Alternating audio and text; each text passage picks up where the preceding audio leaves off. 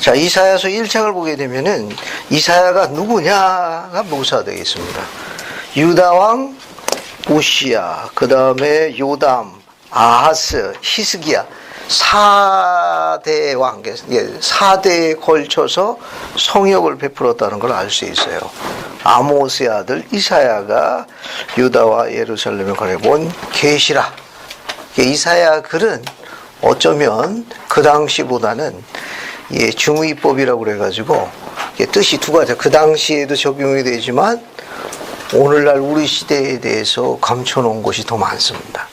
그래서 이사야서는 특히 후기 성도에게 아주 중요한 복음서예요. 이걸 공부하게 되면 회복된 복음에 대해서 훨씬 더 강한 간증을 가질 수 있습니다. 그래서 이사야에 대한 배경을 잠깐 공부할게요. 여러분 유인물에 이사야의 배경이라고 나와 있습니다. 그 자료를 보세요. 유인물 자료를. 이사야라는 이름의 뜻은 뭐라고 되어 있습니까? 여호와는 구원이라는 뜻을 갖고 있습니다. 그 이사야는 누구의 아들이죠? 아모스의 아들. 우리 구약에 아모스서라고 있나요? 네. 있습니다. 그 저자인 아모스와는 다른 사람입니다. 그 다음에 유대의 내왕 조금 전에 설명했어요. 우시야, 요담, 아하스, 히스기야가 통치 안에서 살면서 예언한 걸로 알려져 있고, 성역 기간은 대략 몇 년으로 추정합니까? 약 45년 동안 성역을 베푼 것으로 알려져 있습니다. 그래서 우시야 왕이 죽은 해 주전 약 740년경으로 추정하는데 성역을 베풀어서 히스기야의 통치 끝날 무렵까지 계속되었는데 학자들의 견해에 따르면 약 45년 정도 성역을 베푼 걸로 알려져 있습니다. 정확한 건 아닌데 구전에 의하면 전에 내려오는 이야기에 의하게 되면 이사야는 히스기야의 후계자이며 잔인한 문하세에 의해서 나무 톱으로 처참하게 살해되었다고 그래요. 톱으로 죽었다고 합니다. 여러 가지 학설이 많은데 그 나무 톱이라고 되어 있는데 이 나무 톱이라는 건 무슨 뜻인가 하면은 나무로 만든 톱이라는 뜻보다도 구전에 의하면 그냥 톱으로 쓰면 잘 안 쓸리니까 앞뒤로 이렇게 나무로 이렇게 묶은 다음에 쓸었다고 해요. 죄송합니다. 이런 얘기 해드려가지고. 그래서 이제 실감을 좀 내기 위해 가지고 약간 좀 살을 좀 붙였는데, 구전에는 그런 구전이 훨씬 더, 알려져 있습니다. 그 다음에 이제 그는 결혼해서 한 아내와 두 아들을 낳았습니다. 그 두 아들 중에 한 아들은 거기 스알 야습해가지고 그 뜻은 남은 자가 돌아올 것이다. 그 다음에 이제 다른 아들은 마할살라 하스바스. 발음이 쉽지 않죠. 약탈은 빠르고 모기는 서두른다. 뭐 이런 뜻을 갖고 있는 상징적인 이름을 갖고 있는데 이스라엘의 운명과 관계 있는 이름을 아들들에게 붙였다고 그래요. 또한 이사야는 왕국에 쉽게 접근할 수 있었고 왕들을 만나는데도 별로 어려움이 없었기 때문에 종종 학자들은 그가 왕족이 아니었다면 귀족의 후손이었을 것으로 추측하고 있답니다. 전에 내려오는 이야기에 의하면 구전에 의하면 이사야는 우시야 왕의 사촌으로 알려져 있다고도 그래요. 그래서 왕족들과 귀족들과 가까이 접근할 수 있었다. 그 다음에 이제 왕이 쭉 나와 있는데 우시야 왕은 유다의 11대 왕인데 선한 왕이며 아사랴라고도 불린다고 그래요. 요담 부친 우시야의 문둥병으로 인해서 주전 739년까지는 부친과 공동으로 통치했으나 하나님을 공경하며 또 공평하게 부친의 길을 잘 따랐다고 합니다. 그러나 이제 아하스, 아수르 우상을 섬기며 아들을 제물로 바친 왕입니다. 히스기야, 유다 14대 왕인데 주전 716년 이전은 아하스와 함께 통치한 것으로 추정하고 있고 정직히 행한 왕이며 종교개혁을 실행한 것으로 알려져 있습니다. 그 이사야서는 이제 우리가 갖고 있는 후일의 경전인 물문경에 아주 아름답게 묘사되어 있는 경전 중에 하나입니다. 특히 제3니파 24장 1절 보면은 참으로 한 가지 계명을 내가 너에게 주노니 너희는 이 일을 부지런히 상고하라. 이는 이사야의 말 위대합니다. 특히 후기 성도의 회복과 시온 건설, 복천년도래 우리가 밀접한 관련 있는 복음서가 이사야입니다. 그래서 이사야서를 공부하는 이 시간은 굉장히 여러분들에게 유익한 시간이 될 거예요. 혼자 공부하는 것보다는 함께 공부하게 되면 여러분의 그 이해력과 통찰력이 훨씬 더 많이 늘어날 겁니다. 1장부터 39장까지는 이사야의 성욕이 다뤄져 있습니다. 그리고 40장부터 66장까지는 그의 시언과 미래의 계시를 다루고 있고 반드시 연대순으로 기록되어 있는 것이 아니므로 각 장은 각 장마다 역사와 관련해서 주의 있게 연구해야 한다. 이렇게 되어 있습니다. 그죠? 자, 그래서 여러분 이제 어디를 보시는가 하면은 2절부터 쭉 봅시다. 이사야서 1장 2절부터 보세요. 한번 읽어보겠습니다. 2절부터 4절까지 먼저 읽어볼게요. 한국사람은 2절부터 4절까지 쭉 한번 읽어봅시다. 하늘이여 들으라, 땅이여 귀를 기울이라. 여호와께서 말씀하시기를 내가 다시를 양육하였거늘 그들이 나를 거역하였도다. 소는 그 임자를 알고 나귀는 그 주인의 구유를 알건만은 이스라엘은 알지 못하고 나의 백성은 깨닫지 못하는도다 하셨도다. 슬프다. 범죄한 나라여, 허물진 백성이여, 행악의 종자여, 행위가 부패한 자식이로다. 그들이 여호와를 버리며 이스라엘의 거룩하신 이를 만홀히 여겨 멀리하고 물러갔도다. 감사합니다. 지금 읽은 내용은 이스라엘 백성들이 지금 이사야서 1장 2절부터 4절까지는 이스라엘이 주님을 거역한 것을 묘사하고 있습니다.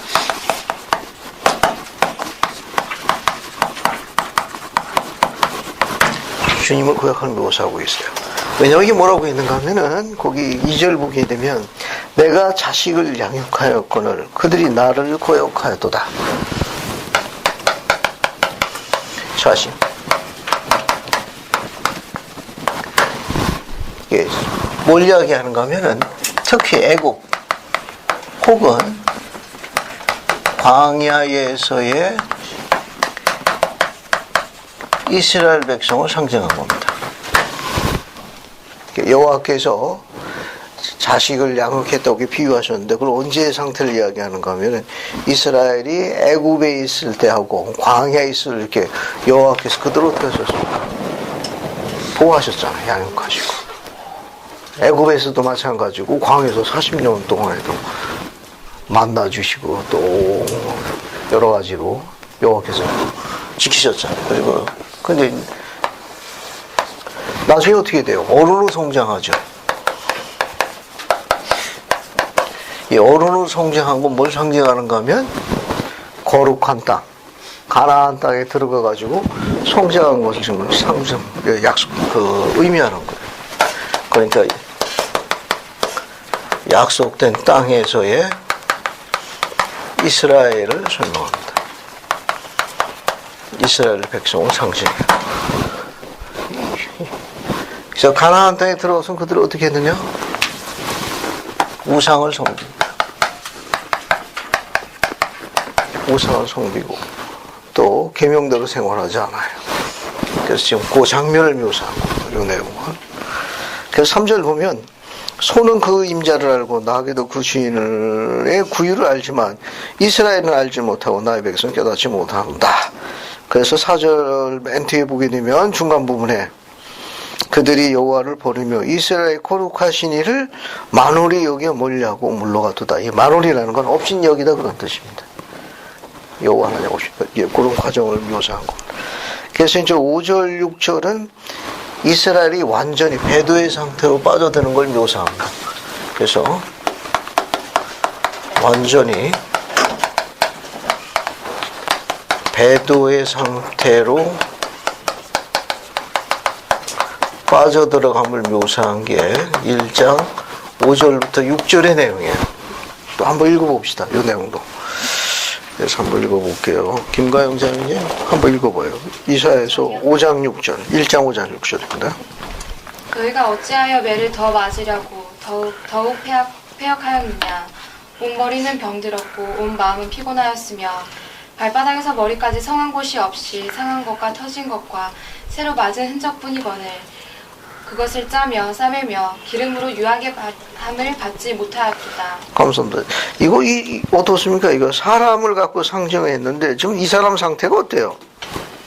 너희가 어찌하여 매를 도맞으려고 폐역을 거듭하느냐? 이렇게 대항하느냐? 지금까지도 그냥 3일 동안 열심히 맞았는데 또 3시간 동안 또 맞으려고 그러냐? 예를 들면 그런 겁니다. 온 머리는 병들었고 온 마음은 피곤하였으며 발바닥에서 머리까지 상한 곳이 없이 상한 옷과 터진 옷과 새로 맞은 흔적뿐이거늘 그것을 짜며 싸매며 기름으로 부르게 할물 받지 못하였다. 총체적으로 어떻게 된 겁니까? 망가진 거예요. 결국 이게 뭘 이야기하는가 하면 이스라엘의 영적인 배도 상태가 어떻습니까? 암세포가 온 몸을 퍼져서 썩게 하는 것처럼 다 썩은 거예요. 다 썩은 것을 이야기하는 겁니다. 그래서 이제 그 뒷부분을 이제 똑같이 이야기하는 겁니다. 그래서 주님을 완전히 거역하게 된 이스라엘의 상태를 얼만큼 처참하게 묘사했는가 하면은 뒤에 보게 되면 10절에 9절 맨 끝에 보면 뭐라고 나와 있습니까? 소돔과 고모라 같다라고 비난하셨어요. 어떤 상태냐?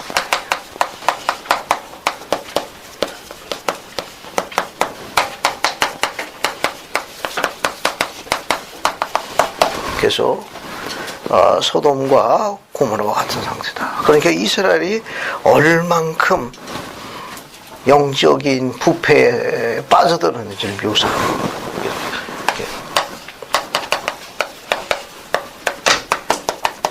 심각한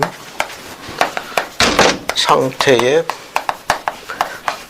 부패에 있다고 묘사하는 겁니다. 이거요. 그래도 이제 자비를 입으셔가지고 그래도 그들에게 친절한 자비를 베푼 내용이 있습니다. 어디에 보시는가 하면 그 8절 첫 줄에 보면 딸 시온이 나오죠. 이 딸 시온은 예루살렘과 예루살렘 주변에 있는 유대인들을 상징한 겁니다. 이건 그 예루살렘과 예루살렘 주변에 사는 이스라엘 백성들을 상징한 거예요. 딸 시온은 포도원 망대라고 되어 있는데 참외밭이 원두막같이 애월상의 성읍같이 겨우 남았도다. 이게 소돔과 고모라는 완전히 멸망했잖아요. 그죠? 그래도 여호와께서는 그분이 약속하신 성약 때문에 왜? 예수님이 그 유다 혈통으로 내려오잖아요. 그죠? 다 멸망하지 않고 그 약속 때문에 그래도 내가 그들의 잔존자를 남겨둘 것이라. 지금 이스라엘의 이런 영적인 배도 상태는 포도원의 망대, 참외밭의 원두막. 이건 뭘 이야기하는가 하면은 그 수확을 하기 위해 가지고 우리도 마찬가지인데 간이 망대를 만들거든요. 간이 원두막. 추수가 끝나면 다 철거해 버리거든. 마치 지금 이스라엘 상태가 영적인 그런 배도와 부패 상태에 그렇게 풍전도와 같은 상태를 아주 견고한 건물이 아니고 임시로 지은 망대나 임시로 지은 원두막처럼 위태하다. 하지만 내가 약속한 성약이기 때문에 그래도 너희들을 보존할 것이라 라는 내용을 담겨둔 게 9절이에요. 만군의 여호와께서 우리를 위하여 생존자를 조금 남겨두시지 아니하였더라면 우리가 소돔과 고모라처럼 멸망했을 것이라. 이거 그래도 예수님의 혈통을 잇기 위해 가지고 그래도 주님께서 친절과 오래 참으심으로 그래도 그들의 잔존자들을 남는 거 허락하셨다. 그런 말입니다. 그래서 10절도 다시 재강조하는 내용이 뭐냐면 너희 소돔의 관원들아 너희 고모라의 백성 소돔과 고모라 할 적에 이렇게 비난하셨습니다. 이스라엘 백성이 얼만큼 주님을 돌이켰는지 그러니까 아주 심각한 영적 상태에 대해서 비난하신 표현이에요. 그래도 그분께서는 보존하시겠다는 거죠. 담아두신 내용입니다. 그 다음에 이제 10절부터 15절까지 보면은 그들의 이스라엘의 영적인 부패에 빠진 이스라엘의 위선적인 예배 형태에 대해서 묘사하는 거예요. 그 다음에 거기 1절, 11절부터 15절까지는 여기는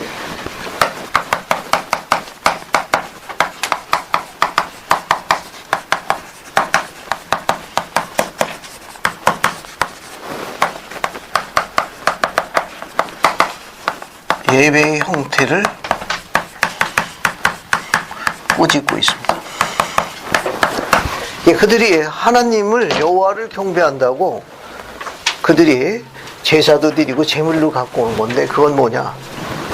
모양만 갖춘 거예요. 마음은 어떻습니까? 마음은 다른 데 가고 그냥 거칠에만 한 거예요. 그래서 이 위선이라는 말은 겉과 속이 다 들어가는 거니까 주님께서는 그들이 여호와를 경배하네라고 이렇게 하지만은 마음은 어때요? 마음은 다 우상에 넘어가 있는 상태입니다. 그래서 그런 위선적이며 성실하지 않은 예배 형태에 대해서 비난하셨어요. 그래서 이 예배를 뭘 이야기하는 거냐면 온 마음을 다해서 경배해야 합니다.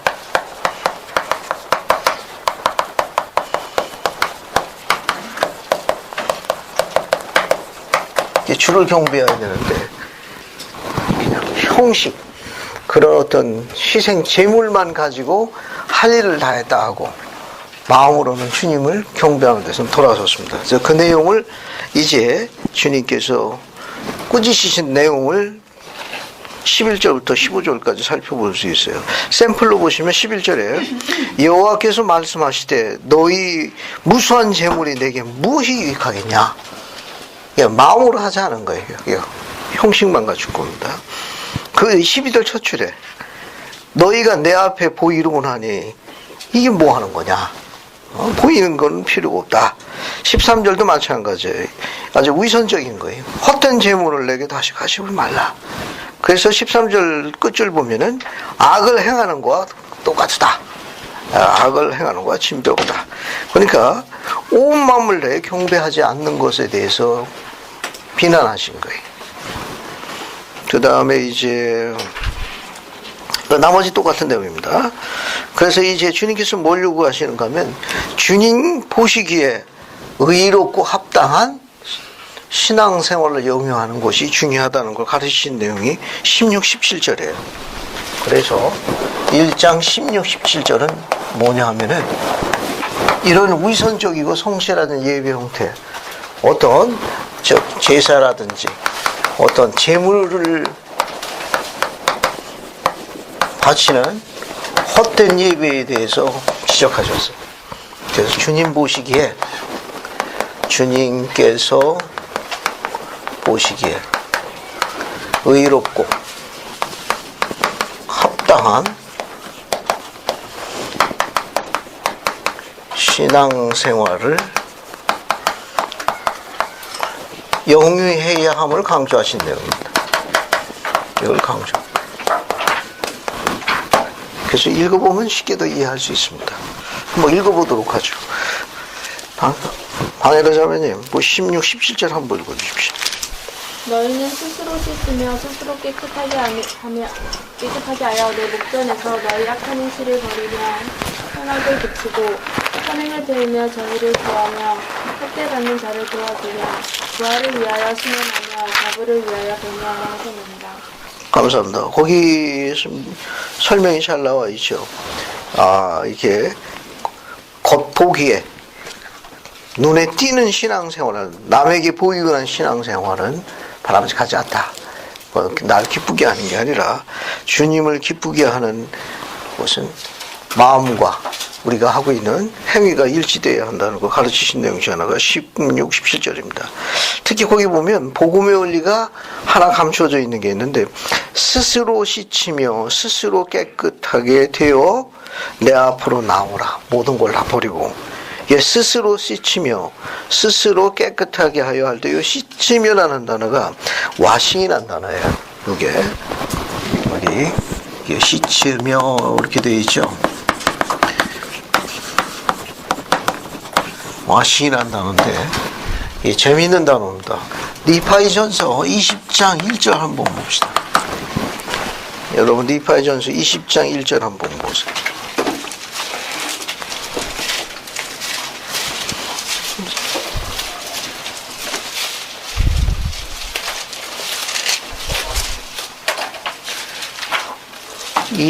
니파이전서 20장 1절입니다. 라반의 로세판에서 번역이 된 이사야서의 글이 굉장히 흥미로운 겁니다. 왜냐하면 구약 시기에 침례가 있었나요? 네. 침례가 있었습니다. 그래서 우리가 갖고 있는 구약 성경에는 침례라는 단어가 나옵니까? 안 나오거든요. 그러나 나반의 루세파에서 번역된 구약의 이사야서의 그 원본에는 침례라는 단어가 회복되어 있습니다. 그래서 거기 보시면 그 세 번째 줄에 유다의 물 곧 뭐라고 나와 있습니까? 침례의 물에서 나왔으며 라고 묘사되어 있어요. 그러니까 조셉 필딩 스미스 회장님은 조셉 필딩 스미스 회장님은 이 단어를 가지고 시침, 와신이라는 단어는 구약 시기에 침례가 베풀어졌다는 걸 의미한다. 베풀어졌음을 시사한다고 가르쳤어요. 조셉 필딩 회장님은 우리가 갖고 있는 흠정역 구약 성경에 침례라는 단어는 안 나오지만 특히 이사야서 1장 16절에 시치며 와신이라는 단어는 침례가 베풀어졌다는 걸 의미한다. 왜냐하면 이렇게 해야만 주 앞에 정결하게 나갈 수 있고 죄를 어떻게 물속에서 씻는 거예요. 그래서 하나님은 어떻게 되는 겁니까? 영적으로 다시 태어나는 거예요. 우리가 가지고 있는 복음의 원리와 일치하거든요. 그래서 우리가 그리스의 교리에 따라 가지고 주님 앞으로 나가려면 복음의 첫째 되는 원리와 의식이 첫째가 뭡니까? 주 예수 그리스도를 믿는 신앙. 그 다음에 두 번째가 회개, 세 번째가 죄사함을 위한 침소의 침례를 받아야 돼요. 그 다음에 네 번째가 성신의 은사를 위한 안수를 받아야 합니다. 자, 이렇게 침례를 받고 난 다음에 하나님의 영의 동반을 받기 위해 가지고 합당하고 의롭게 생활해야 돼요. 그리고 끝까지 견뎌야 합니다. 그 문장을 이사야서는 한 문장을 묘사한 거예요.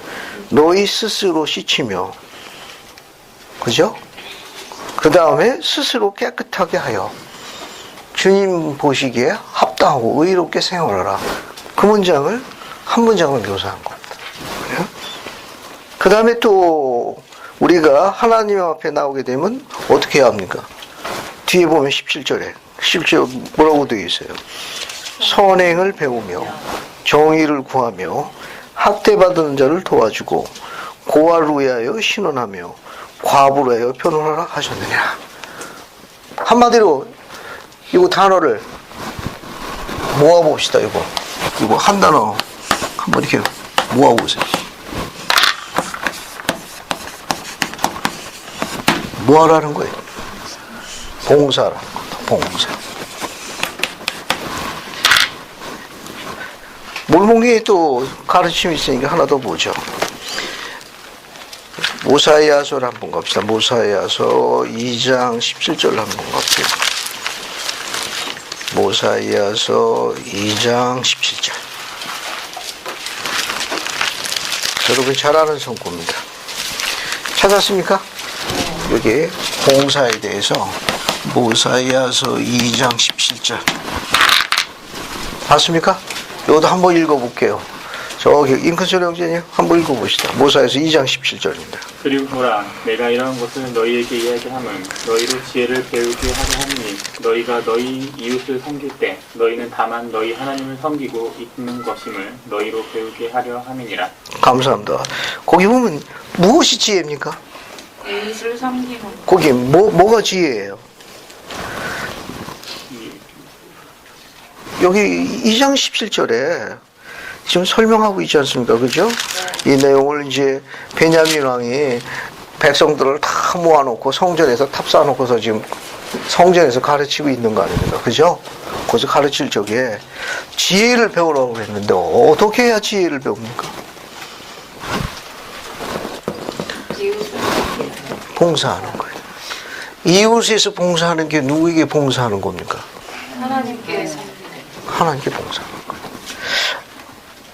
예를 들어 가지고 어떤 안건과 어떤 문제를 인해 가지고 그것이 가족에 관한 문제도 될 수도 있고 자녀에 관한 문제도 될 수 있고 경제도 될 수 있고 재정 문제도 아내와 이야기하다 약간 의견의 충돌이 일어날 수 있죠.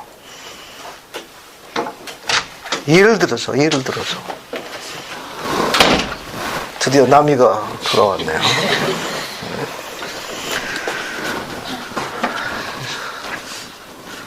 자,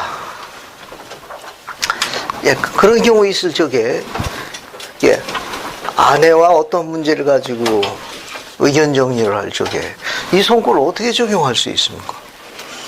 이 지혜를 배우라고 그랬거든요. 아니, 오늘의 교리 문제도 있지만 교리보다 더 중요한 건 실생활입니다. 실생활이 더 중요해요.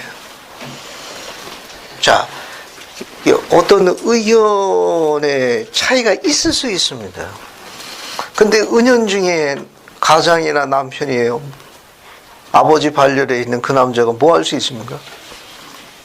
무언의 압력을 구사할 수 있습니다. 말은 안 하지만 벌써 안색이 어때요? 안색이 변해. 그렇죠. 경험자예요. 벌써 얼굴에 나타나거든요. 그럼 어때요? 사실상 의견을 이야기하고 싶지만 접수가 안 되는 거 아닌가. 그러면 어떤 상태에 접어들죠? 그때부터는? 침묵해요. 그렇죠. 밤에 잠이 오시나요? 전혀 안 오죠. 세포가 분열이 잘 되십니까? 재생이 잘 안 될 거예요. 가슴이 답답하고 모든 혈류가 역류되기 시작할 겁니다. 잘 보십시오. 실생활을 이야기하기 위해서요. 소통이 안 되면 영혼이 성장 안 합니다. 배려 없이는 조정이 없는 거예요. 간단하게 이야기할게요. 소통 없이는 성장이 없습니다.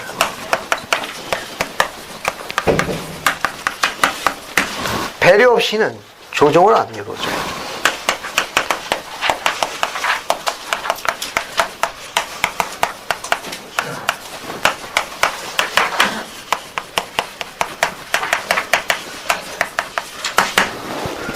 실생활에 적용하는 거 좀 이야기하고 넘어갈게요. 앞으로 뭐 이사에서 교리는 뭐 그냥 앞으로 익사이팅하게 전개가 됩니다. 그런데 이 지식보다 더 중요한 거는 실생활에서의 변화예요. 그 변화가 뭘 나타내는가 하면 성장을 이야기하는 거예요.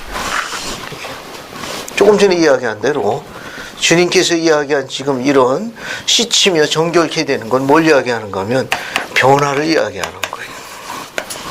변화는 성장을 의미합니다. 성장하려면 이 중간에 감동이라는 게 개입돼야 돼요. 이 감동은 어디서 오느냐? 어디서 오죠? 신앙에서 오는 거예요. 감동은 어디서 온다? 신앙에서 온다. 뭐 할 때 감동이 옵니까? 희생할 때. 누가 희생해야 합니까? 그 여자가 희생해야 되죠? 하나 더 따지고 넘어갑시다. 그럼. 그 여자라고 이야기하시면서 제가 약간 흥분했어요. 한번 따져볼게요. 그리스도 지금 이스라엘 백성들하고 구약입니다. 구약에서는 여호와와 이스라엘 백성들의 관계를 여호와를 뭘로 비유했어요? 남편으로 비유했습니다. 남편. 이스라엘 백성은 아내로 비유했어요. 여기 신약입니다. 신약 시기는 그리스도와 그리스도의 교회와의 관계예요. 안으로 들어가면 성도들입니다. 신약에서는 그리스도를 뭘로 상징했죠? 신랑으로 상징했어요. 그리스도의 교회 성도들은 뭘로 상징했습니까? 신부입니다. 세상의 아름다운 단어가 뭐냐 하면 이 용어에 다 들어가 있어요. husband, wife, 신랑, 신부, bridegroom, bride. 이 단어가 얼마나 아름다운 단어인데요. 신부가 돼야 와이프가 되는 거예요. 표현을 이해해 주시기 바라는데 와이프라는 건 남편 있는 여자예요. 그러면 어서 와요. 설명을 좀 할게요. 조금 이따가 설명하겠습니다. 이 남편, 허스번드라고 하는데, 여기에는 두 용어가 들어가 있습니다. 왜 주님께서 남편으로 비유했는가 하면, 그분이 남편의 용어를 설명했기 때문에 그래요. 이 남편이라는 의미는 용어가 굉장히 풍부한 아름다운 언어입니다. 이런 것을 일찍부터 이해하고 알고 깨닫고 적용하게 되면은 그 이름에 결맞는 결실을 갖고 올 수 있습니다. 오늘 이사야서 이거 공부하는데 제가 이야기하신 건 뭐냐면 그 맨 뒷절 17절 맨 끝에 이렇게 이야기했어요. 뭐라고 이야기했는가 하면은 학대받는 자를 도와주며 고아를 위하여 시원하며 그들을 변호하고 과부를 위해서 변호하라 하였더라. 학대받는 자를 도와주고 고아를 신원하며 과부를 학대받고 학대받는 자 고아 과부 어떻습니까? 아무도 알아주지 않고 그저 누군가가 약간 속박하게 되면 가슴앓이를 하는 대표적인 인물들입니다. 대표적인 인물들이에요. 이 이사야서 나와 이 글을 생활에 한번 적용해 볼게요. 한번 적용해 보겠습니다. 이 허스번드란 이 단어는 태초에 아담에게 주어진 계명입니다.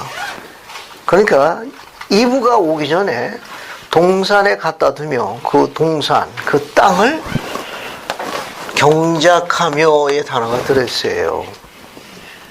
그 다음에 지키게 하더라 한 뜻이 keep입니다.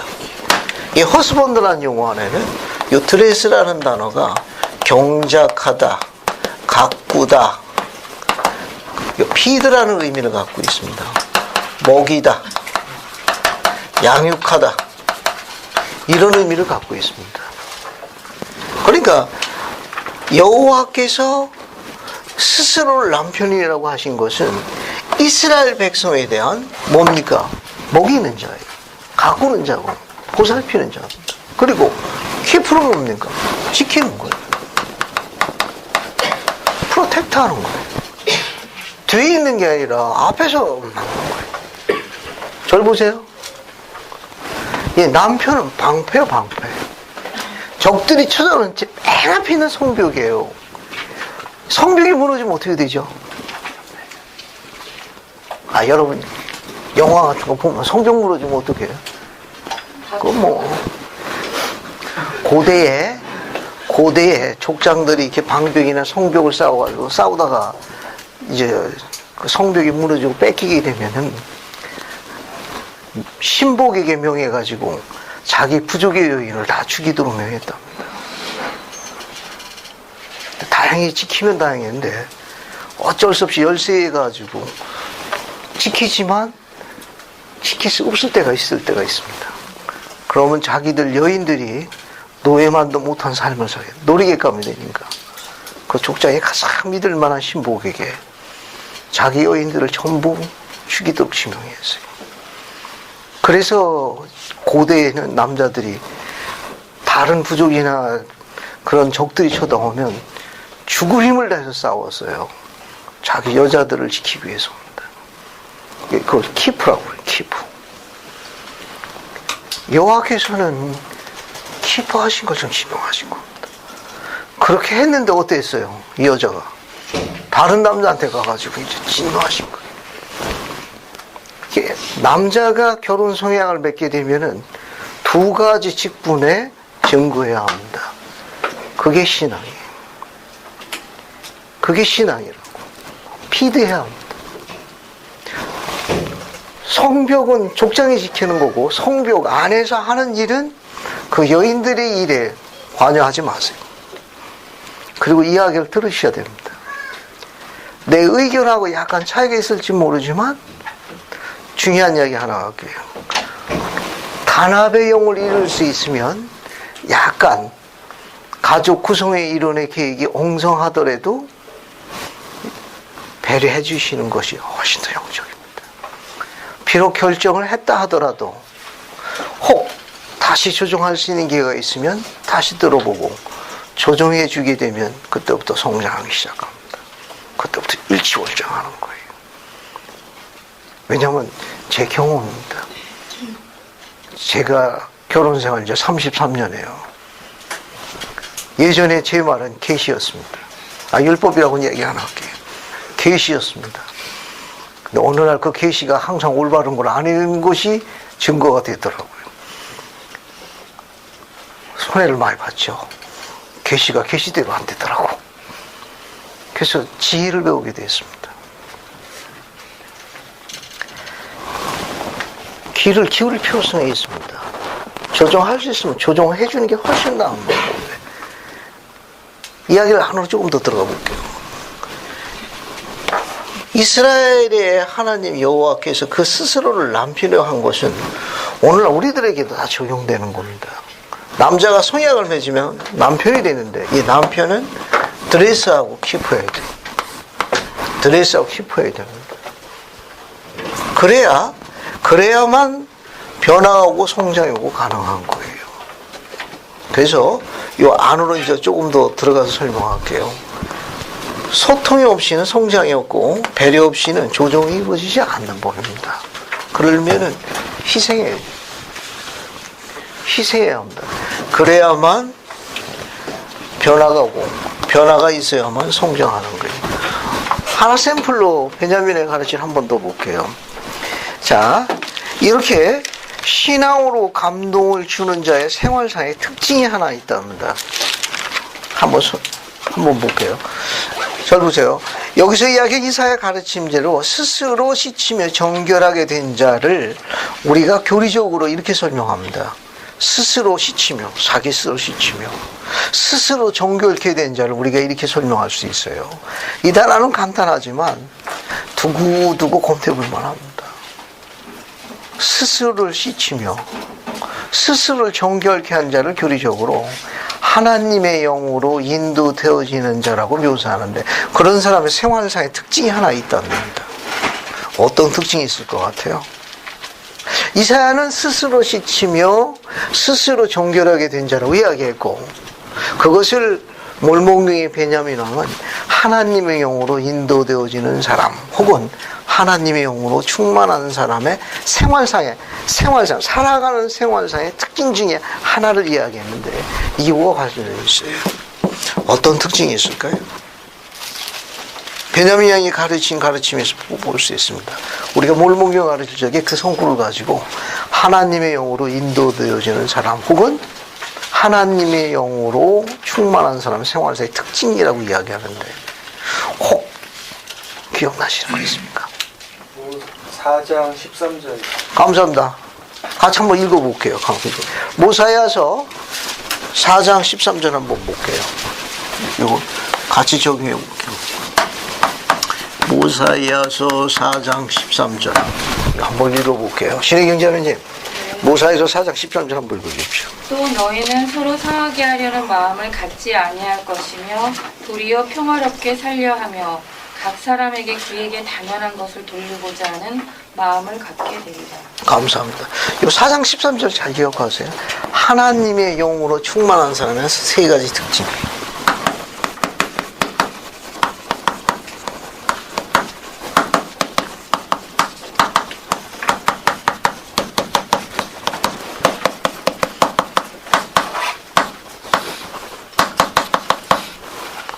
생활상의 특징.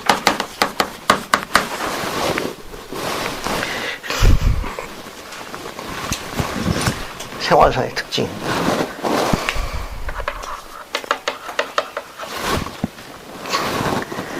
저기 요약하면 첫 번째, 두 번째 쓰면 돼. 첫 번째가 뭐로 되어 있죠? 마음을 상하게 하는 것을 첫 번째 여기다 적용할 수 있습니다. 그럼 요 밑에다 한번 적어볼게요.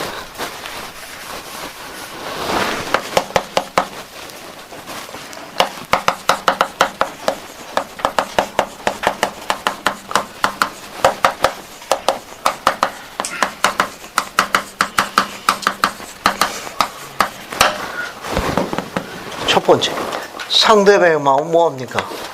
상하지 않게 배려하는 거예요. 이 원리는 기억을 해두시면 좋아요. 늘 기억해두면. 그 순간에 기억할 수 있도록 노력하셔야 돼요. 상대방의 마음을 상하지 아니한다는 거. 두 번째는 어떻게 한다고 되어 있습니까? 화평하게 지내려고 합니다. 지내려고 노력하는 거예요. 화평하게 노력합니다. 세 번째는 뭐라고 되어 있죠? 세 번째는 각 사람에게 그에게 당연한 것을 돌리고자 하는 마음을 갖게 되리라. 시간을 잠시 드릴 테니까 이 말이 무슨 뜻인가 한번 정리 좀 해보세요. 이거 우리 글이죠. 우리 말이죠. 이게 무슨 뜻인지 한번 생각을 한번 해보시겠습니까? 각 사람에게 그에게 당연한 것을 돌리고자 하는 마음을 갖게 되리라. 이거 이야기하고 진도 나갑시다. 자, 여러분 옆에 있는 반원하고 이 위에 거는 두 개는 다 이해가 다 되실 거예요. 상대의 마음을 상하게 하지 않는다. 화평해지게 했습니다. 그 세 번째, 그 뭐라고 되어 있습니까? 그에게 당연한 것을 돌리고자 하는 마음을 가져라 그럽니다. 그에게.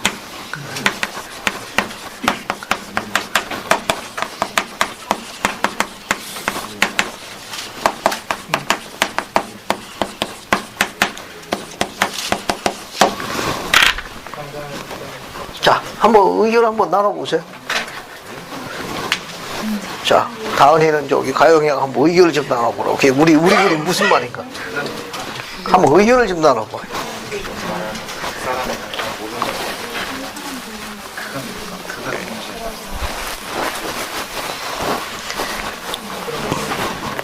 (1분) 동안 디스커션 하십니다. 알겠습니까? 1분 동안 디스커션 해요. 1분 디스커션을 해서 발표를 하십니다. 정을 해도 의견을 좀 나눠보세요.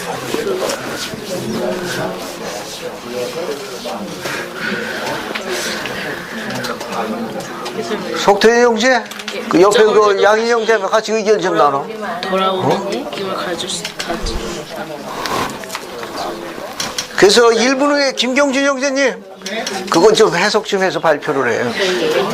알겠어요? 저 성과가 뭔지. 그 남아 형제한테 좀 물어보고 하라고. 그래도 더 참석 기념으로 한번 해야지.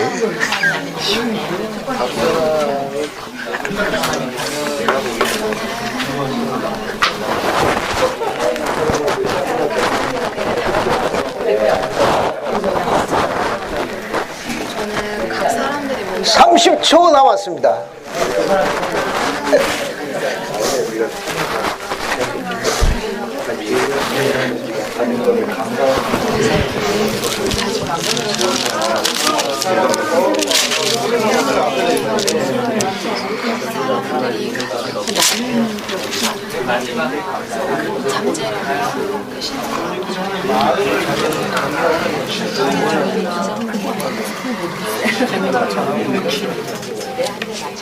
자매님 말씀 저는 진짜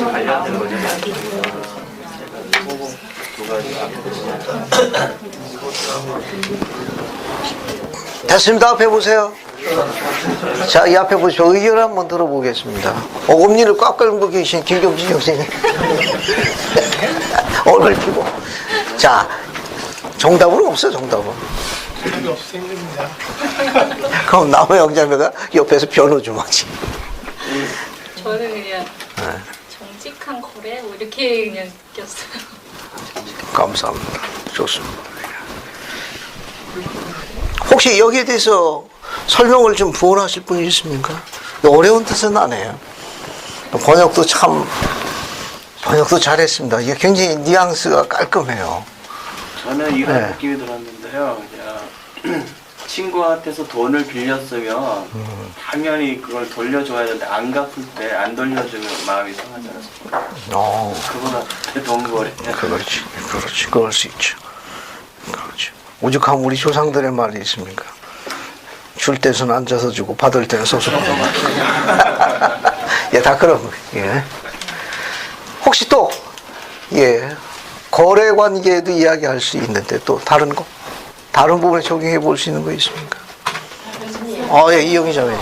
예. 저는 이곳을 보면서 어떤 생각을 했냐면 저희 딸이 요새 교회를 안 나고 있는데 잠시 제 휴식하는 마음은- 거죠. 네, 제 마음은 억지로 데려다 놓고 싶어요. 예.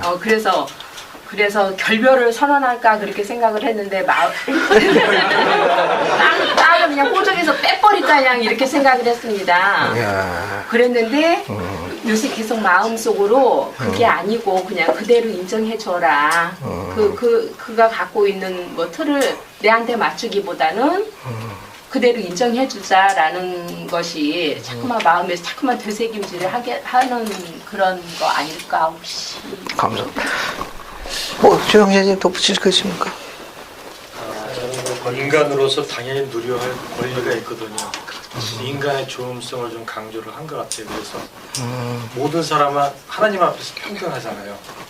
그런 것을 강조하는 게 아닌가 이렇게 생각합니다. 감사합니다. 만약에 감독님이 마음에 그렇게 드는 회원이 없다고 그래가지고 부름받은 회원 중에 부름을 주셨는데 그 여건들이 감독님 보기에 기쁘지 않게 한다고 다 해임하면 와드에 누가 남죠? 송사시에 혼자 계셔야 돼요. 지금 이 메시지는 뭐냐면 이스라엘이 썩을 대로 썩은 겁니다. 그래서 그분의 능력이라면 다른 것으로 대체가 가능할 거예요. 그건 어떻게 하셨습니까? 갖고 쓰시잖아요. 뭐 썩을 대로 썩어가지고 그 공을 얼마나 드렸습니까? 갖다 버려도 되는데 어떻습니까? 다시 갖고 쓰시거든요. 네, 그래도 생존자를 두어 비록 소돔과 고문을 엎었지만 그 마음이 굴뚝 같지만 네, 그래도 약속된 축복을 내가 이미 한 터 내가 그래도 지키겠다고 킵하겠다고 그래도 피드하겠다고 그래도 드레스하겠다고 내가 약속한 터 그래도 내가 너희들이 당연히 갖고자 해야 할 걸 너희들에게 돌리고자 하노라라고 설명하신 겁니다. 가정 안에서 적용해 볼게요. 가정에는 감리요건이 가장입니다. The leader of family. 가장이 그 가족, 패밀리의 리더입니다. 그러나 홈메이킹이라는 게 있어요. 가사의 감리요건은 누굽니까? 네. His wife. 그 부분을 당연히 돌리고자 하는 마음을 누가 갖고 있어야 합니까? 남편이 갖고 있어야 돼요. 그 부분을 지금 이야기한 대로 뭐 해야 됩니까? 존중해 줘야 돼요. 존중해 주면 그때 남편이 영이 임하기 시작하는 거예요. 존중하는 마음을 갖지 않으면 영이 안 깃듭니다. 절대로 영이 안 깃들어요. 역시 아내도 남편의 신권을 갖고 있는 그 신권에 대해서 뭐 하는 겁니까? 그 지도력에 대해서 존중하게 되면 아내가 어떻게 돼요? 호울이 거룩하게 돼요. 거룩한 상태가 되면 어떻게 됐습니까? 남편을 존경하게 되고 그 존경한 그 상태가 더욱더 경건한 상태로 감으로 인해 가지고 하나님의 음성이 천사로 별도로 오는 게 아니라 내 남자의 음성을 통해서 온다는 걸 깨닫게 되는 겁니다. 그래야 두 분이 승인 가시는 거예요. 그 음성은 하나님 별도로 아니하십니다. 그 지명된 그 감영원의 음성이 하나님의 음성으로 이제 다가올 적에 비로소 승영에 들어가실 만한 경지에 된 거예요. 그분이 그렇게 계획하셨습니다. 마찬가지로 남편도 아내가 당연히 가지고 있어야 할 그 영역에 대한 존중심을 남편이 배려해야 합니다. 존중해줘야 돼. 그것도 사랑하는 마음으로. 그렇게 해야만 남편도 영이 임합니다. 이 몰몬계의 귀절은 아주 짧은 절인데 아내뿐만 아니라 자녀도 마찬가지예요. 아들과 딸도 당연히 그들에게 돌리고자 해야 할 그들의 가지고 있는 부분이 있습니다. 그런 부분을 존중해 줘야 돼요. 근데 그런 영을 지니기 시작할 적에 그 가족에게 주님의 영이 더욱더 풍성하게 임하게 되고 개인적으로는 그냥 아침 이슬처럼 내리는 그런 이 계시형을 받을 수 있습니다. 그래야만 성장할 수 있습니다. 안 그러면 성장이 안 돼요. 몰몬교의 짧은 기절이지만 이사에서 가르친 거 전부 일맥상통하는 겁니다. 제일 중요한 거는 가정 안에서 일이에요. 저를 잠깐 주목하십시오. 후기성대 복음의 하이라이트는 밖에서가 아니에요. 물론 밖에서도 잘해야 돼. 우리 후기성대 하이라이트는 전능하신 하나님께서 우리가 갖고 있는 이 표현에 보면 4절 한번 보세요. 4절 밑에서부터 두 번째 줄. 표현이 뭐라고 나와 있습니까? 1장 4절 밑에서부터 두 번째 줄에 어떤 호칭이 나오죠? 이스라엘의 거룩하신 이다. 앞에 보세요. 그를 뭐하지 말며 만우리 여기지 말며 멀리 보내지 말지어다. 이스라엘의 거룩하신 이가 바라보는 가장 은밀한 장소에서 그 장소에서 이 가르침대로 이스라엘 하나님을 스스로 남편이 하셨으니 그가 아내의 마음을 상하지 아니하고 행복하려고 노력하고 그가 가지고 있는 그 권리에 대해서 존중의 플러스 존경심까지 하게 되면 상황이 많이 바뀌죠. 상황이 많이 바뀝니다. 제가 드리고 싶은 메시지는 이게 후기 성도의 강점이에요. 후기 성도의 강점입니다. 지금은 미국에 가 계십니다만은 이도환 부장님이 계십니다. 재화도 회원이었어요. 그래서 주중에는 그분이 직장 상사였고 토요일 오후부터 일요일 날은 제가 상사입니다. 제가 주마다 위치가 바뀌었어요. 토요일 오후부터는 제가 권세를 갖습니다. 근데 이제 주일이 끝나면 이제 다시 이제 권세 위치가 바뀌어. 그래도 no problem, 문제가 없었습니다. 제가 그분을 존경하는 이유 중에 하나는 표현을 이해해 주시라고 생각합니다. 그분은 미국식 교육을 받고 오신 분인데 제가 그분과 일하면서 참 많이 배웠습니다. 아무것도 아닌 그냥 연륜이나 모든 거에 보게 되면은 정말 그 들으나 마나 하는 의견과 아이디어에도 아주 그냥 그래 일단 한번 그렇게 하도록 하죠. 나중에 보면 그게 잘 안 되는 일인데도 그분께서는 배려해 주셨어요. 그래서 무엇을 이야기하든지 간에 주저하짐이 없었습니다. 왜냐면 막지를 않으셨어요. 다 듣고 그래 그러지 그럼 한번 해보지. 그러면서 하시는 말씀이 뭐라도 하면 뭐 잘 안 되더라도 손에 떡고물이도 남으니까 그래도 좋은 결과일 거야. 그러면서 격려해 주셨어요.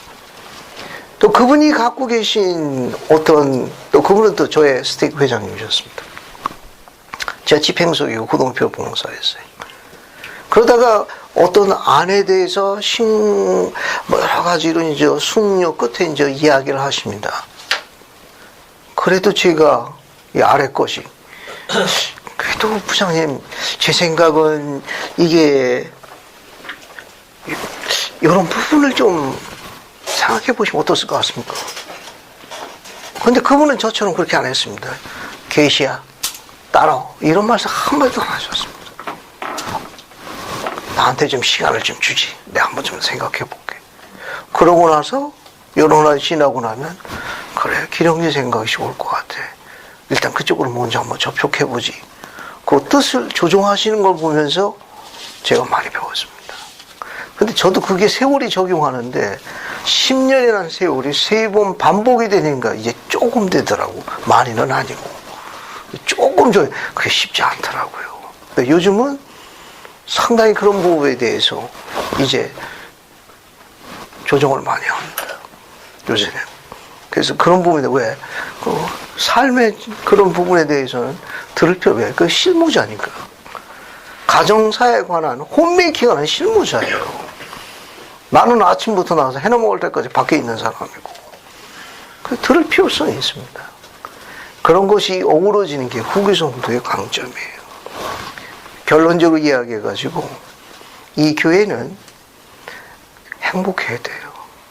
이 교회가 행복해야 우리가 하나님부터 더 큰 은혜와 축복을 받습니다. 그럼 조그맣게 이야기할게요. 누가 행복해야 되죠? His wife. Not husband. 알겠습니까? His wife. Only his wife. 아무리 강조해도 지나치지 않습니다. 후기성도의 핵심입니다. 그녀가 행복한 것만큼 와드가 행복한 거예요. 와드가 행복한 것만큼 스틱이 행복한 겁니다.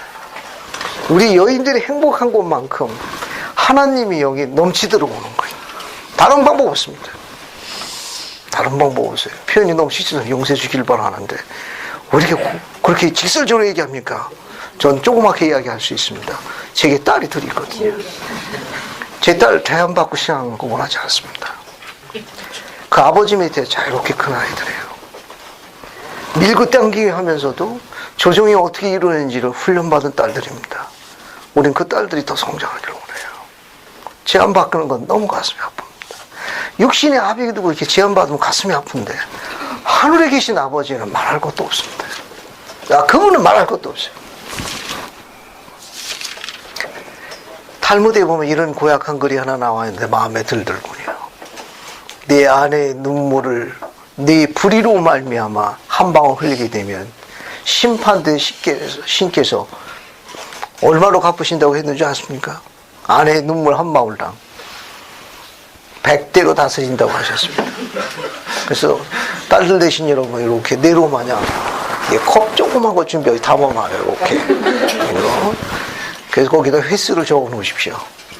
맞을 횟수를. 생각이 좀 바뀔 거예요.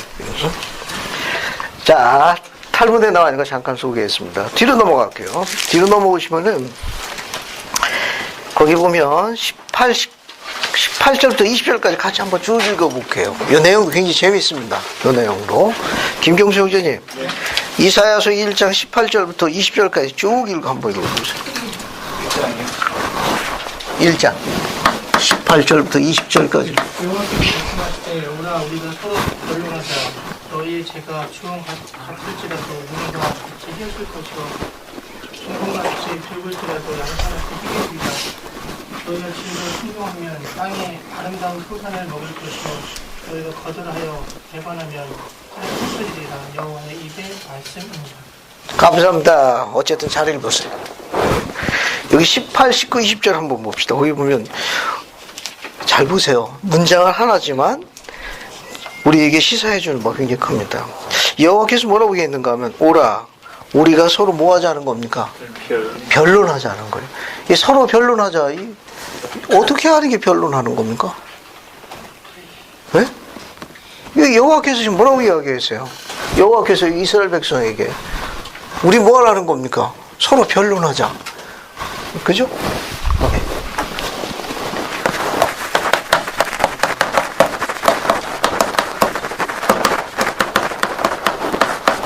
이 변론이 어떻게 하는 게 변론입니까? 대신해서 권순호 형제님. 뭐 얘기야? 대변해서 얘기하는 거예요.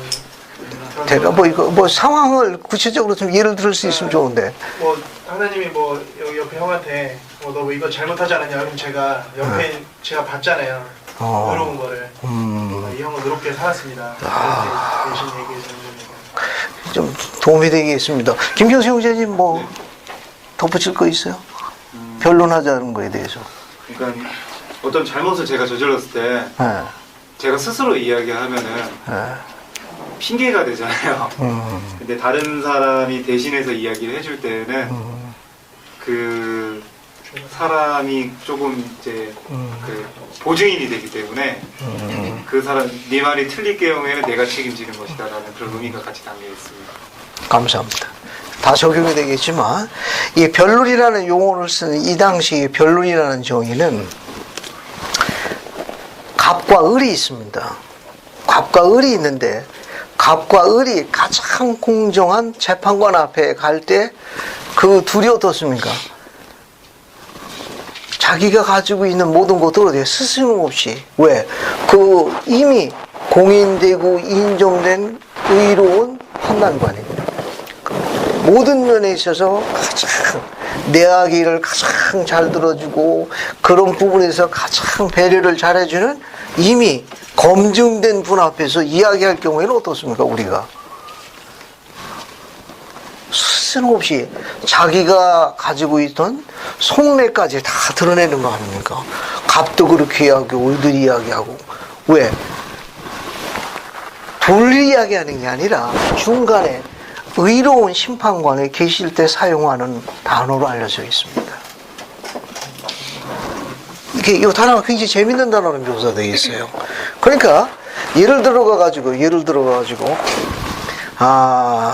우리 가정사로 이제 이야기를 한번 해볼게요.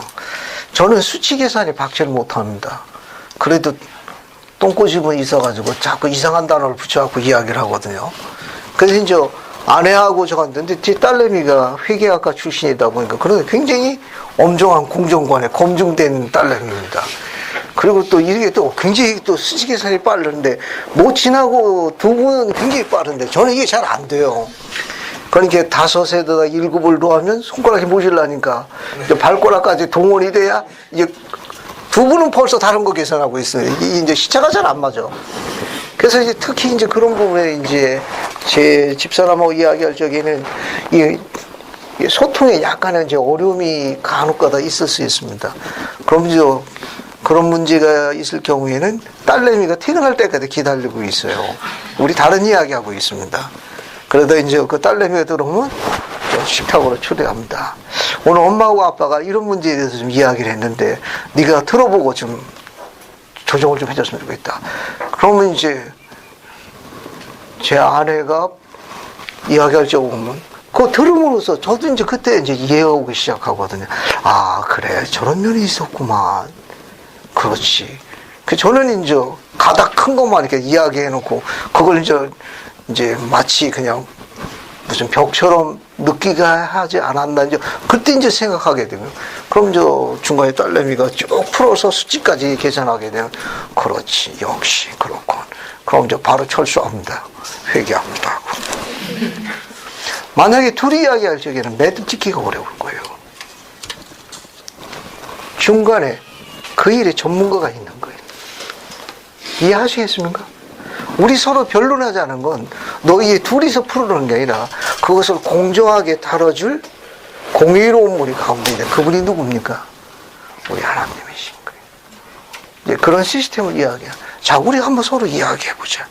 그러니까 제가 드리고 싶은 이 메시지는 어디 중요하고 남편과 아내가 하나 되려면 가운데 누가 계셔야 됩니까? 하나님이 계셔야 돼요. 하나님이 계셔야 됩니다. 안 그러면 다른 방법 없어요.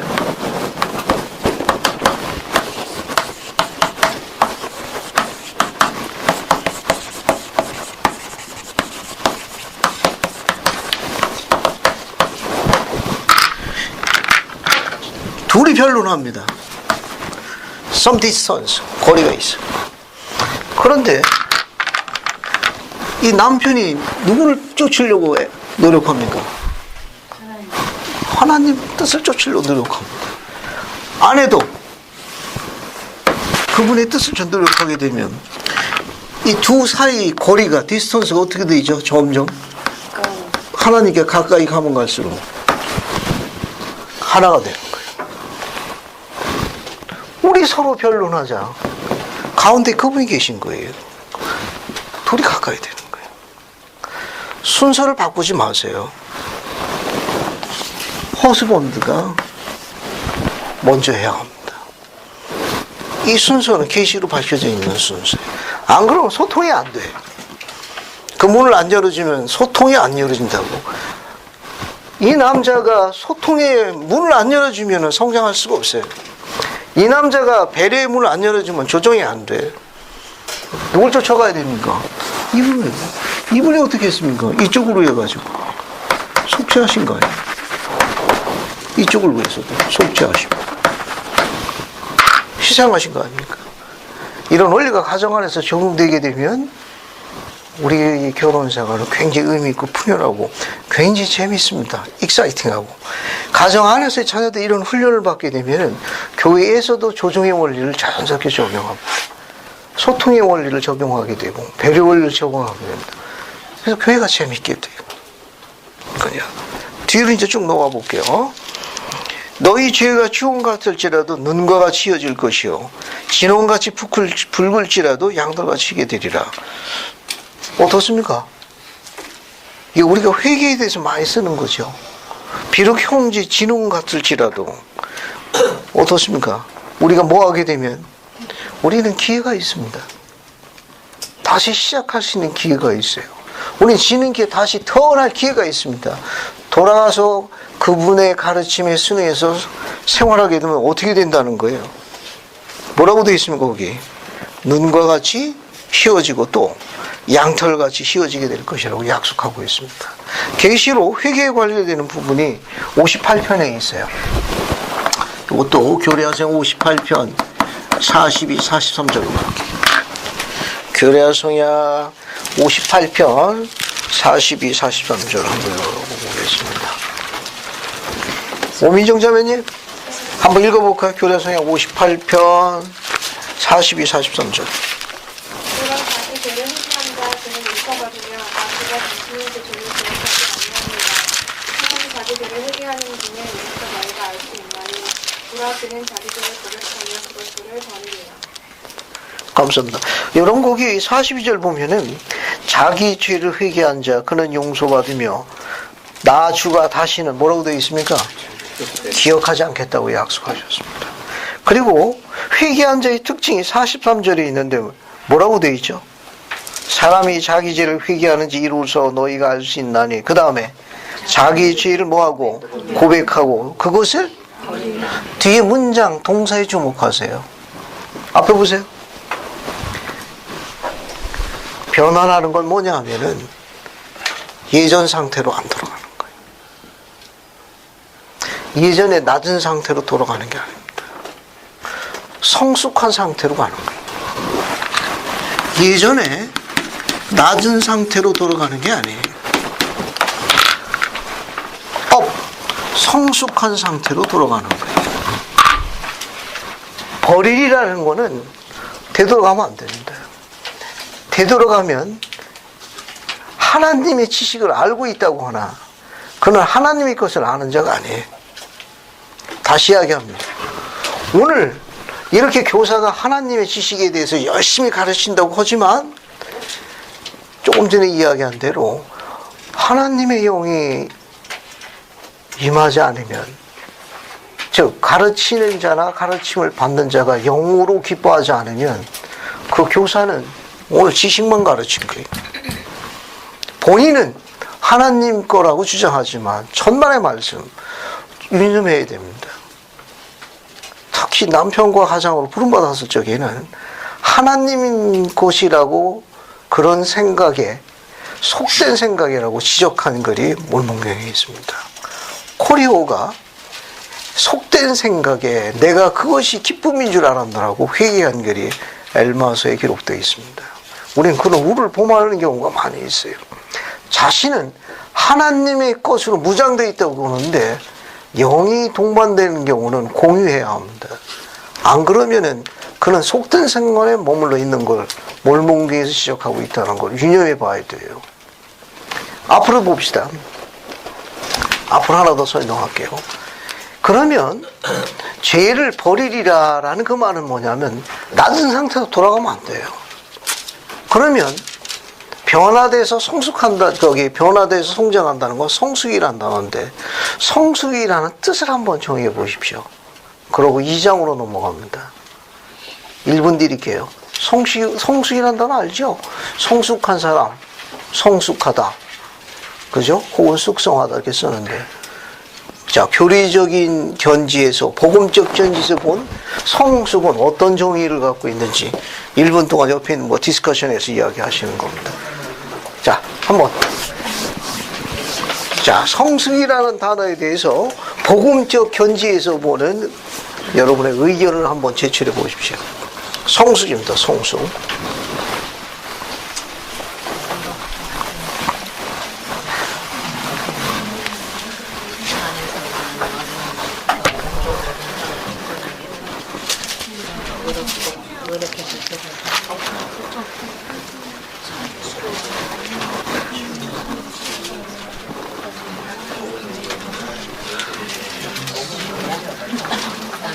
한번 의견 한번 나눠보세요.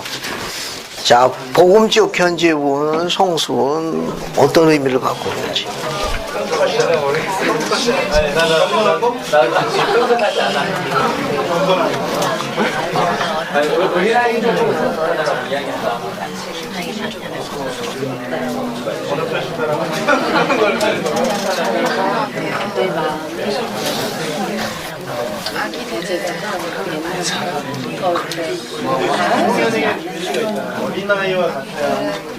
엄마 아빠 있고 내가 예를 들어서 내가 변화되고 나 자신을 제대로 인정하고 주면서 정확하게 45초에 오민정 자매가 정의된 거 한번 발표주면 거기 디스커션 해가지고 대표로 발표를 좀 하라고.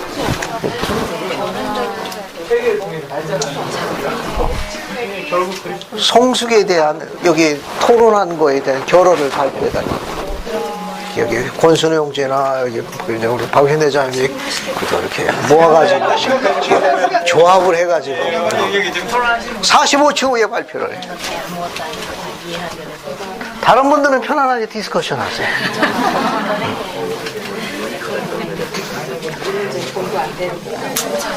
변화하고 성숙한 거리가 성숙이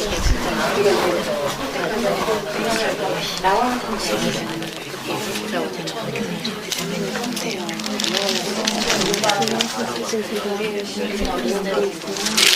적용하기 위해 조금씩 노력하는 삶의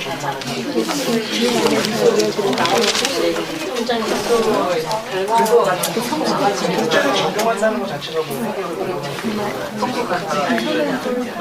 나쁜 건지 좀 하지. 15초 남았습니다.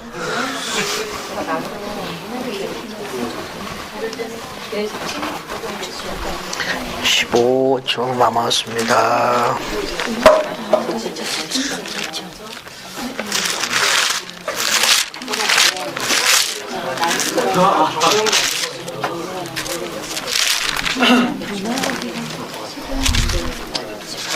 머리하고 이게 사랑에 좀 같이 관계를 됐습니다. 앞에 보세요. 자, 우리 오민정 자매님의 한번 의견을 한번 들어볼게요. 반원들의 의견을 조합한 걸.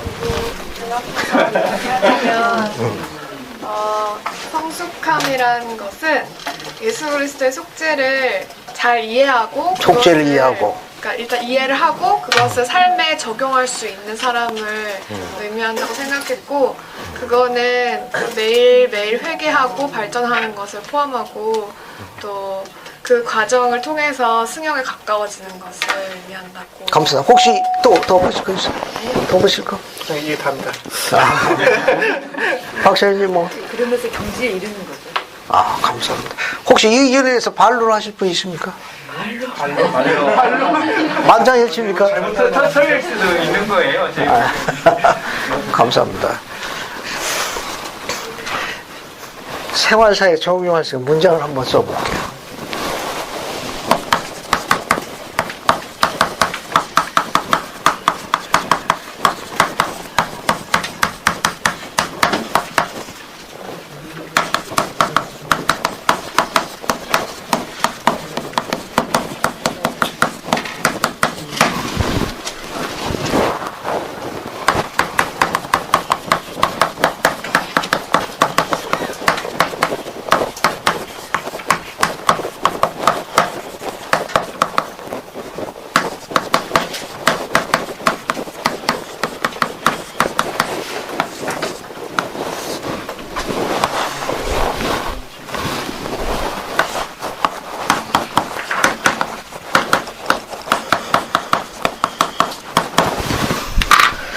이렇게 할 때 성숙한 사람을 위하여 복음적 견지에서 후에 올 설명을 기꺼이 기다려주는 오래 참음입니다.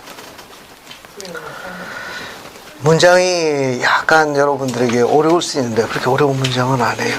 생활해 보면 압니다. 특히 이것은 부부 사이에 아주 중요한 문제예요. 후에 올 설명을 기꺼이 기다려주는 오래 참음이 필요합니다. 변화는 극적인 순간에 이루어지는 것도 있지만 서서히 변화로 옵니다. 시간을 좀 주십시오. 기다려 주십시오. 한순간에 이루어지는 면은 얼마나 좋겠습니까만 특히 영적인 것은 시간을 필요로 합니다. 후에 올 설명을 기꺼이 기다려주는 오래 참음을 복음적 견지에서 성숙함의 한 단면으로 보고 있습니다. 또 하나 지금 하고 싶은 것이 있습니다. 지금 쇠하고 싶은 게 있습니다. 때로는 그것이 상대방을 불편하게 하는 다른 요소도 있을 수 있습니다. 그렇다 하더라도 자신의 만족을 기꺼이 뒤로 밀어주는 배려가 필요합니다. 이런 두 가지 요소가 적절히 조화될 적에 상당한 성숙함의 경지에는 아름다움을 맛볼 수 있습니다. 오직 오민영자매가 이야기한 대로 그리스의 속죄를 이해하고 속죄의 가르침에 의지하며 회개하며 그렇게 생활하겠다고 그분과 그분의 종들의 가르침을 경전해서 끊임없이 연구하는 사람만 가능할 거예요. 이것을 우리가 문장으로 표현할 때는 제가 이거를 아주 좋아합니다. 필요한 경우에는 자주 이것을 검토해 볼 필요성이 있어요. 후에 올 설명을 기꺼이 기다려주는 오래 참음입니다. 자신의 만족과 욕심을 기꺼이 뒤로 밀어주는 배려도 필요합니다. 우리는 그것을 복음적 견지에서 성숙한 사람이라고 정의합니다. 일단은 가르침은 이해할 필요성이 있습니다. 여기 들어가 있는 가장 중요한 의미 중에 하나는 뭐냐면 전부 시간을 필요로 한다는 거예요. 전부 it takes time. 시간을 필요로 합니다. 주님 보실 적에는 그렇게 긴 시간은 아닐 거예요. 우리가 길어서 그렇지. 그래서 성숙의 정의 한번 다시 한번 검토해 주시면 도움이 될 것 같아요. 자, 이제 뒤로 넘어갑니다. 예, 19절, 20절 같은 경우는 축복과 저주에 대한 가르침으로 이사야가 글을 남긴 거예요. 근데 우리가 계시에도 나와 있습니다. 너희가 즐겨 순종하면 땅의 아름다운 소산을 먹을 거고 너희가 거절하여 배반하면 칼에 삼켜지려는 여호와의 입의 말씀이다. 여러분 그 교례서에 64편에 나와 있죠. 그게 교성 64편 34, 35절에도 나옵니다. 같은 성구의 내용으로 볼 수 있어요. 19, 20절입니다. 이사야서 19, 20절 이 내용과 같습니다. 찾지는 않겠습니다. 여러분 한번 그냥 보시면 돼요. 그 다음에 이제 21절부터 31절까지는 후일에 올 이스라엘 상태에 대해서 개관을 이사야가 노래한 겁니다. 앞으로 이스라엘이 어떻게 될 것이냐, 그걸 짧은 절을 통해 가지고 개관을 묘사했어요. 이스라엘의 상태에 대해서 쭉 읽어보시면 됩니다. 나중에 어떻게 되느냐, 결론적으로 25절 보세요. 두 번째 줄 보면 청결하게 되며 이스라엘이 다시 소생하게 될 것이다, 때가 되면. 그 다음에 이제 26절 보면 내가 내 재판관들을 처음과 같이 내 모사들을 본래와 같이 의로운 지도자리 서게 될 것이다, 이렇게 노래합니다. 정의만 보시면 됩니다. 시온은 정의로 구속함을 받고 또 시온이 또 새롭게 조직이 될 것이다. 그 다음에 28절 패역한 자와 죄인은 멸망하게 될 것이다. 그 다음에 이제 29절 보면 너희가 기뻐하던 상수리 나무 건너뛰어서 너희가 택한 동산. 이 상수리 나무와 택한 동산은 이스라엘 백성들 여호와 하나님을 벗어나가지고 우상을 세우고 숭배하던 그런 사악한 예배자의 장소라든지 그런 예배 대상을 지칭하는 설명입니다. 여기 너희가 기뻐하던 상수리 나무, 너희가 택한 동산은 우상을 세워가지고 숭배하던 그런 사악한 우상 숭배자를 지칭하거나 그런 예배 방법, 장소를 다 통칭하는 표현입니다. 요거네요. 그 다음에 이제 31절을 보게 되면 강한 자가 사모리 같고 그의 행위가 불티가 함께 탈 것이다. 결국은 불의한 자들은 결국 끝에서 불에 타서 멸망할 것이다. 그래서 이스라엘의 전반적인 스토리를 아주 짧게 묘사한 겁니다. 그 정도 보시면 돼요. 그 다음에 이제 2장 2절을 봅시다. 2장 2절 3절 한번 읽어볼게요. 저 뒤에 김미정 자매 한번 읽어봐요. 이사야서 2장 2절하고 3절이에요.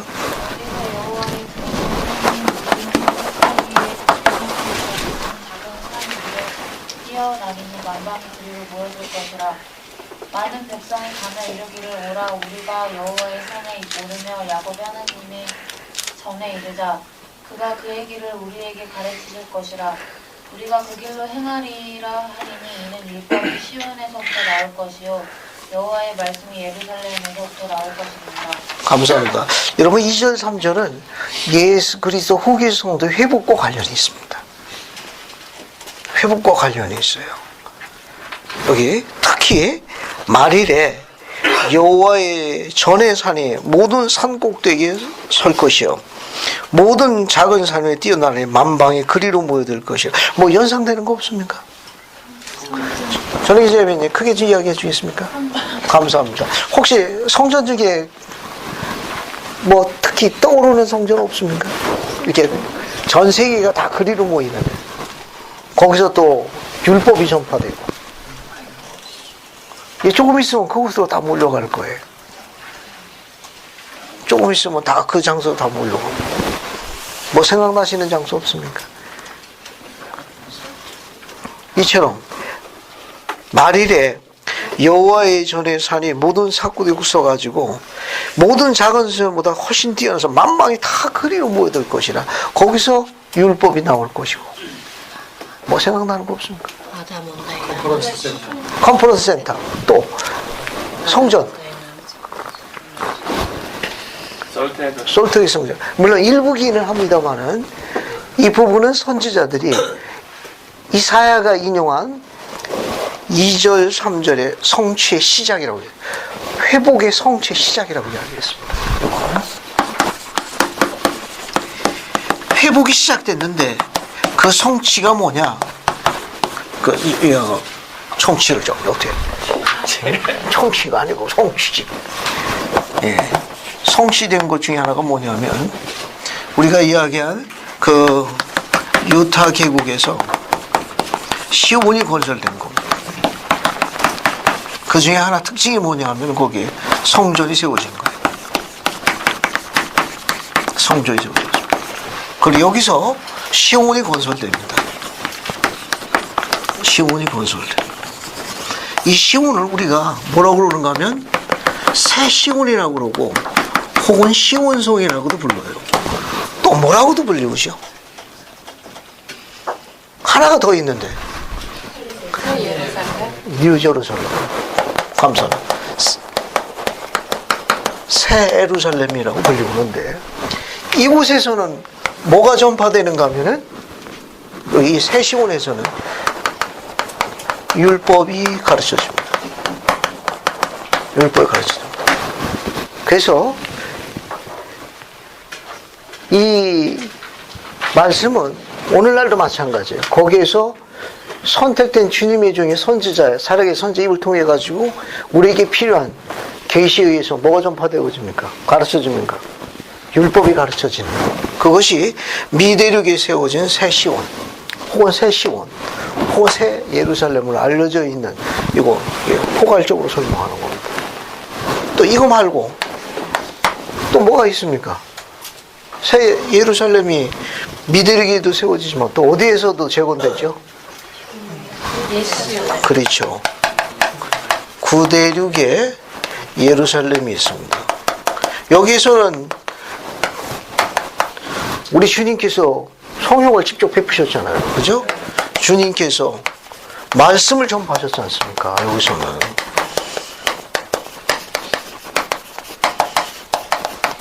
구대륙의 예루살렘에서 그분이 직접 말씀을 전파하신 거 아니에요. 그죠?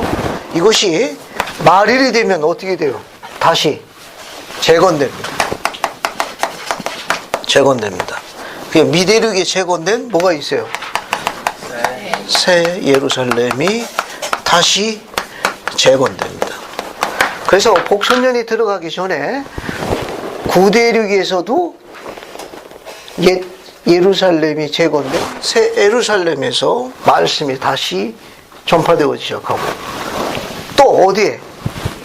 미대륙, 신대륙에서 새로 조직됩니다. 시온에 새로운 또 새 시온이 건설돼요. 시온성이라고도 하고 새 예루살렘 같은 표현이에요. 여기서는 뭐가 전파되어집니까?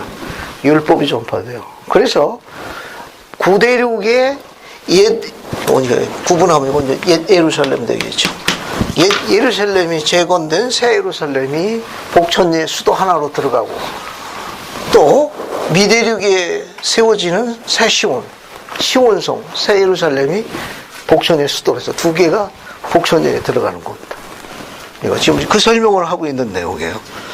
그래서 2절 보면 말일에 여호와의 저의 산이 모든 산에 굳게 설 것이요 또 작은 산 위에 뛰어나리니 만망이 그림과 될 것이라.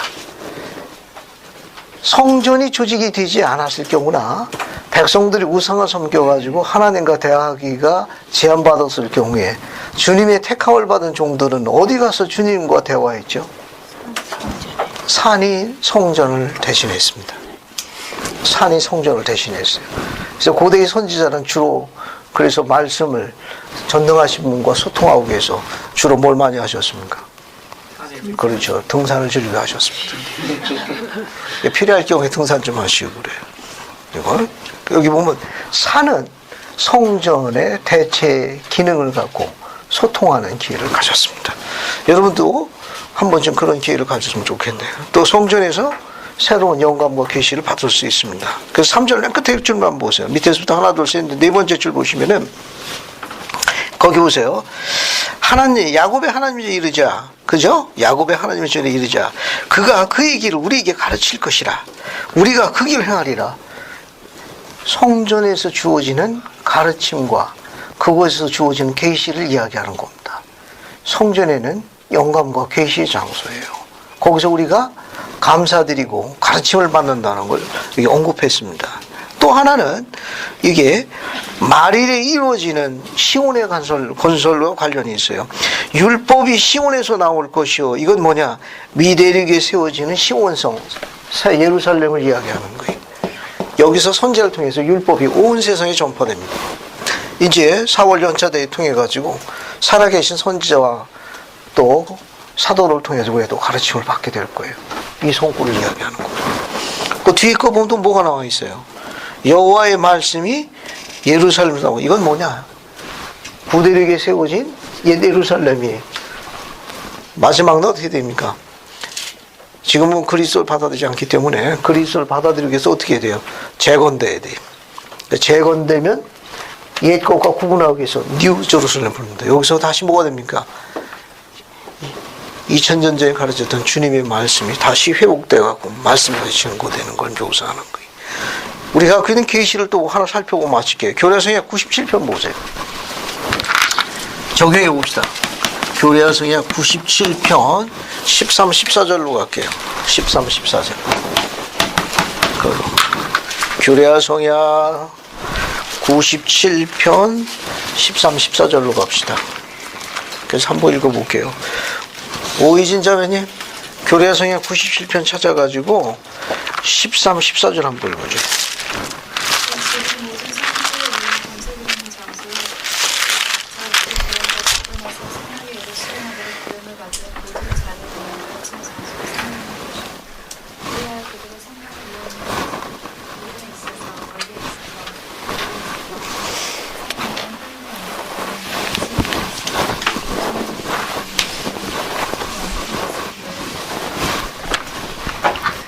감사합니다. 한 번 더 읽어볼게요. 거기 보세요. 13, 14절 보게 되면 성전에 대해서 묘사하고 있는 글입니다. 성전의 그 역할에 대해서 묘사하고 있는데, 첫 줄에 보면 그 집은 모든 성도를 위한 어떤 장소요? 가르침의 장소요. 건너뛰고 13절 맨 마지막에 어떻게 되어 있습니까? 부름을 받은, 즉 각자 모든 부름과 직분의 성격이 이를 수행하도록 부름을 받는 모든 자를 뭡니까? 가르침의 장소예요. 성전에 두 가지 중요한 역할을 묘사했습니다. 하나는 뭡니까? 뭐라고 되어 있어요? 감사드리는 장소. 감사드리는 장소. 또 하나는 가르침의 장소예요.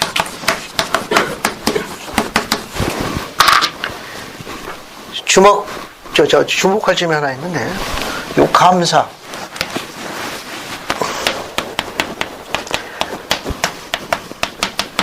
감사는 계시의 우선함. 감사는 계시의 우선이에요. 감사가 하나님의 영을 초대하는 것. 그 장소가 성전입니다. 성전은 의식을 받음으로써 축복을 받는 게 아니라 성전을 향하는 마음을 갖고 그곳을 향해서 나아가겠다는 소망을 갖는 순간부터 계신이 시작되는 거예요. 축복이 시작되는 겁니다. 감사는 계시의 우선합니다. 그렇게 되면 가르침을 더 잘 받게 돼요.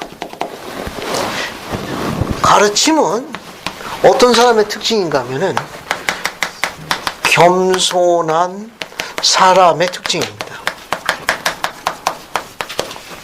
스펜서 더블 킴볼 회장이 뭐라고 하셨는가 하면은 이 겸손한 거에 대한 정의를 내리셨어요. 쭉 내렸는데 이 겸손한 자의 생활상의 특징이 뭐냐? 그 사람 행동에 나타나는 건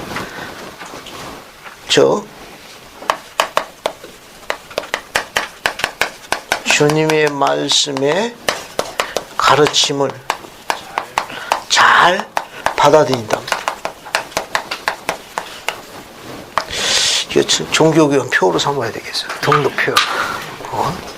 지금 킴브리지에 뭐라고 했는가 하면 겸손한 자의 생활사의 특징은 그분의 가르침을 아주 기꺼이 순응하고 쉽게 따라가는 특징이 있다. 이렇게 가르치셨습니다. 겸손한 자의 특징. 그가 복을 받습니다. 말씀을 잡는 자가 복을 받을 수밖에 없어요. 복을 받습니다. 우리 집에 늦둥이가 가끔 명언을 합니다. 엄마 말을 잘 들으니까 그 말이 맞네. 뭐 자다가도 떡이 생겨. 말씀을 잡으면 우리 젊은이들이 잠자리 드는 동안에 하늘의 복을 그분이 내려주신다는 걸 기억하십시오. 절기마다 베풀어 주실 겁니다. 재미가 솔솔할 거예요. 나중에는 그 풍성하고 청량하신 축복에 대해서 감사할 날이 올 겁니다.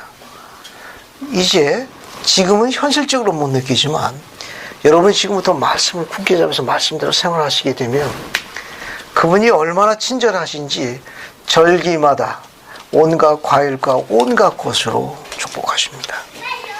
나중에 필수품이 넉넉해질 것이고 그 안에서 오는 즐거움을 만끽하게 될 거예요. 약속이 되어 있습니다. 조금 더 의심하지 마세요. 조금 더 의심하십시오. 그 나머지 14절 보게 되면 그리하여 그들을 내가 온전케 하려 함이라고 약속하셨습니다. 14절 밑에서부터 세 번째 줄인데 그들로 하여금 온전케 되게 하려 함이니 그분이 영적으로나 육적으로 축복하시고 수익을 허락하셔서 위로하실 겁니다. 조금 더 의심하지 마세요. 앞으로 이 부분을 더 익사이팅하게 증거하게 될 겁니다. 오늘은 2장 3절까지만 다루고 나머지는 다음 주부터 좀 더 교리적인 부분으로 들어가기로 하겠습니다. 다음 주는 이스라엘 백성들의 우상을 섬겼던 사악한 상태가 당시에 이스라엘 백성은 꾸짖었지만 오늘날 우리들에게도 적용이 됩니다. 어떻게 중의적으로 묘사했는지 다음 주에 공부하도록 하겠습니다. 오늘 여러분이 발걸음 이후의 신앙에 대해서 주님께서 이 전후에 그분이 담아두신 풍성한 축복으로 위로받기에 합당하도록 우리 주 예수 그리스도를 간구합니다. 아멘.